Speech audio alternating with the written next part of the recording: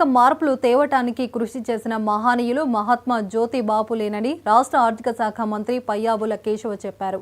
ఇక జ్యోతిబా పూలే వర్ధంతి సందర్భంగా అనంతపురంలోని జడ్పీ కార్యాలయ ఆవరణలో పయ్యావుల నివాళులర్పించారు. బడుగు బలహీన వర్గాల్లో చైతన్యం కోసం పూలే ఆరాటపడ్డారు. మహిళల అభివృద్ధి కోసం ఎంతో కృషి చేశారు.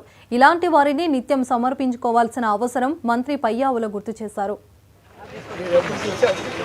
సమాజానికి స్ఫూర్తిగా నిలిచినటువంటి వ్యక్తులను స్మరించుకోవడం అనేటువంటిది మన బాధ్యత.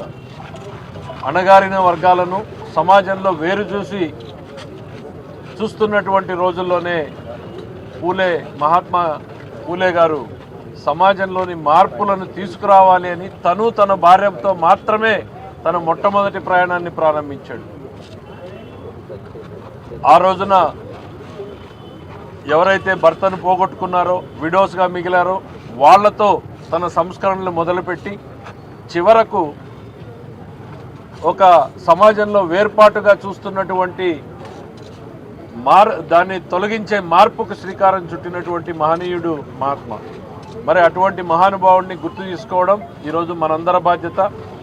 సావిత్రిబాయి పూలేని ఈ భారతదేశంలోనే తొలి మహిళా ఉపాధ్యాయురాలిగా మార్చి మహిళల విద్యాభివృద్ధికి ఎనలేని కృషి చేసి అడుగడుగున అవరోధాలు అవమానాలు ఎదురైన వాటన్నిటినీ అధిగమించి తన ప్రస్థానాన్ని ముందుకు నడిపించిన ఒక మహనీయుడు మహాత్మా జ్యోతిబా పూలే.